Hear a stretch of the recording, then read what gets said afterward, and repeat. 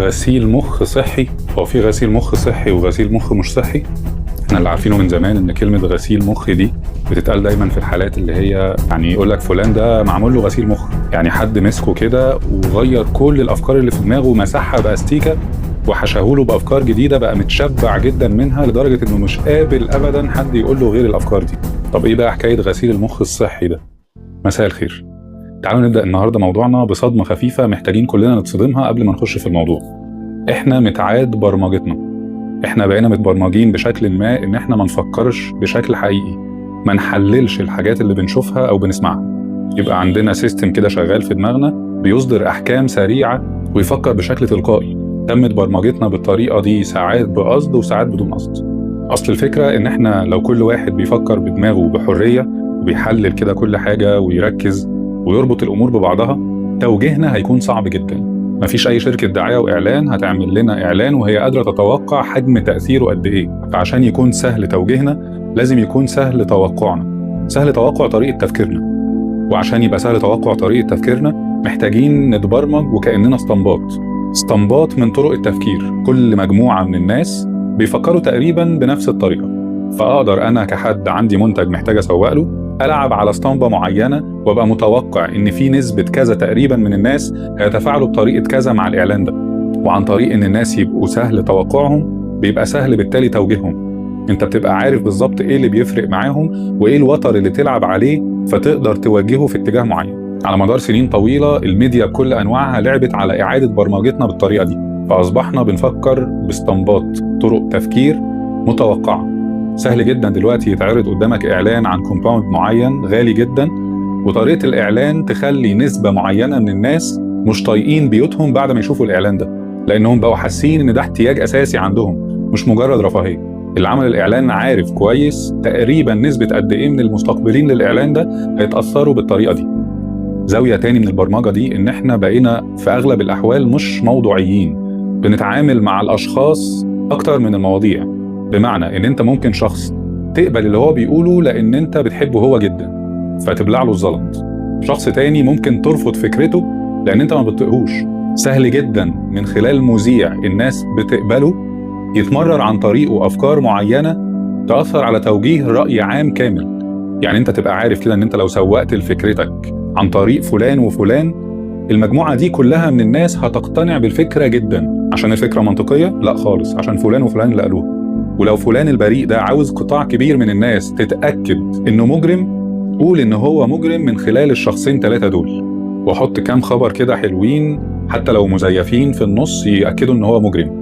ما تقلقش، محدش هيدور وراك، لأن الناس دماغها متبرمجة إنهم أي حاجة يسمعوها من خلال أشخاص معينين هم بيصدقوهم ويفضلوهم بنسبة كبيرة مش هيحتاجوا يقتنعوا قوي، مش هيحتاجوا حبكة منطقية قوي علشان يصدقوا. في حاجة جواهم كده بتتحرك بتلقائية ناحية الشخص ده وناحية اللي بيقوله، وجايز يبقى هو كمان اللي بيدافع عن الفكرة دي بعد كده. يعني تيجي تقول له طب انت فكرت كويس في اللي اتقال ده؟ هل دورت وراه؟ هل اتأكدت من مدى منطقيته؟ هل دورت ورا الأخبار دي مثلا، رحت للمصادر بتاعتها عشان تتأكد انها صح؟ احتمال تلاقيه بيشتمك على طول كده، بيشتمك وبيوجه لك اتهامات تعجزك عن انك تكمل. ايه اللي حصل فيه ايه؟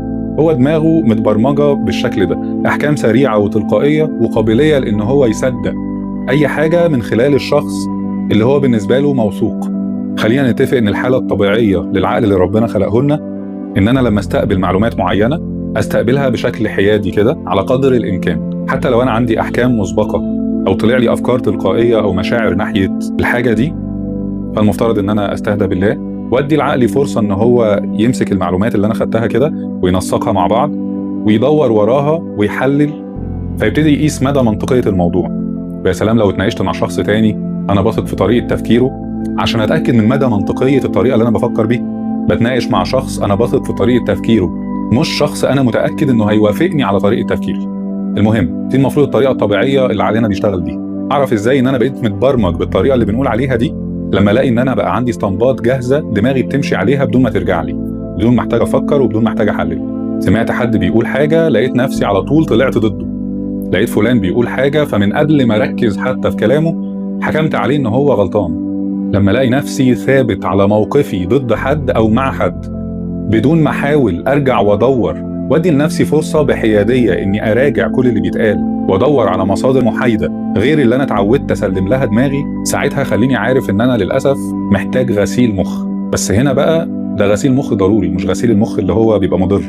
احنا هنا في حالة محتاج ان مخي يتغسل من الافكار التلقائية اللي فيه ومن استنباط التفكير اللي بقيت بجري عليها بدون وعي، عشان ادي فرصة لعقلي يرجع يشتغل تاني بنفس الطريقة اللي ربنا خلقني بيها.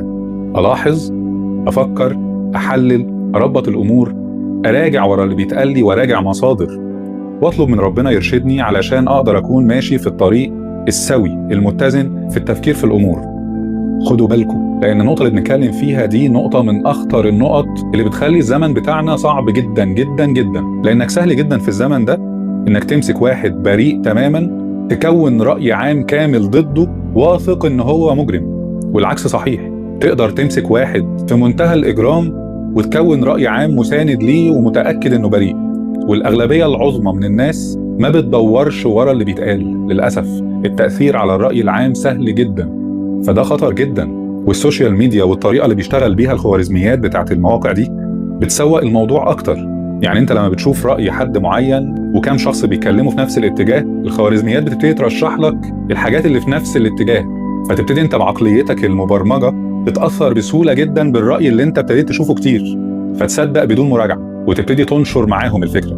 ياما ناس بتتظلم وبتفضل سنين طويلة مظلومة لأنها ما خدتش فرصة ان حد يدور عن موضوعها بحيادية وينشر الرأي المتوازن زي ما اتنشر الرأي الظالم. في الزمن اللي احنا فيه ده لو سمحت وقف أحكامك السريعة، وقف الطريقة التلقائية اللي عقلك بيجري بيها ويحكم على أمور ويصدق حاجات ويفضل متحجر في أفكار معينة جايز كل الإثبات ليها إن حد قالك عليها أنت بتثق فيه. بس لو سمحت رجع عقلك تاني للطريقة اللي ربنا خلقه بيها، فكر بالراحة بدون تحيز، اقرأ من مصادر محايدة ودور. خلينا نكون موضوعيين في نظرتنا للأشخاص، بلاش شخص علشان بنحبه نقدس كل أفعاله وأقواله. خلينا متزنين. عادي جدا إن احنا نكون بنحب شخص بس نقبل إن احنا بالراحة كده ندور في أفكاره، وجايز ما نتفقش معاه في حاجة معينة ونتفق في الباقي ونفضل بنحبه عادي جدا، مفيش مشكلة. مش معنى إن أنا بحبه لازم يبقى صح طول الوقت، ومش معنى إني ما بحبوش إنه لازم يبقى غلط طول الوقت. عادي إن واحد أنا ممكن ما بقاش بقبل طريقة تفكيره العامة بس يقول حاجة أنا شايفها صح، فأقول إن فلان بصراحة المرة دي الجملة اللي قالها دي أنا شايف إنها منطقية جدا. ما بيقللش من كرامتي ولا إيماني بقضيتي وآرائي إن أنا أبص بموضوعية للشخص وأقول إني رغم إني ضد أغلب آرائه بس رأيه في الموضوع الفلاني أنا شايفه منطقي. عادي جدا. وفلان التاني اللي أنا بحبه جدا ومقتنع بأغلب آرائه طبيعي إن هو يجي في وقت وجايز في مواضيع معينة يكون رأيه مش موزون. ما إحنا بشر، كلنا بشر، فبلاش نبقى متطرفين قوي في أحكامنا على الناس وعلى بعض. غسيل مخ صحي من مسارات التفكير المحفوظة، غسيل مخ تام من الأحكام السريعة. فاكرين الحلقة اللي كان عنوانها بداية النضج اتساع؟ حطوا كده الحلقة دي مع الحلقة بتاعت النهاردة وشوفوهم ورا بعض.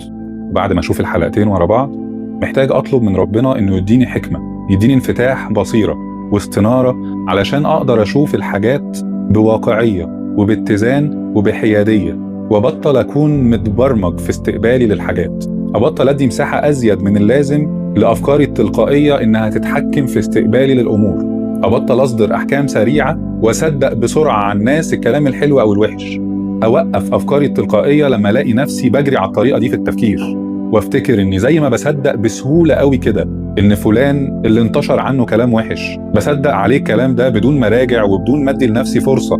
أوقف أحكام سريعة عن الناس خليني فاكر إن نفس اللي حاصل ده ممكن يتطبق عليا أنا كمان، وفي يوم من الأيام ينتشر عني حاجة معينة والناس هتصدق بسهولة جدا برضو ده عني، لأننا في زمن بقى الأغلبية العظمى سهلة التوقع وسهلة التوجيه. فخليك انتي وخليك انت على الأقل مش سهل التوجيه. شكرا على وقتكم واشوفكم قريب.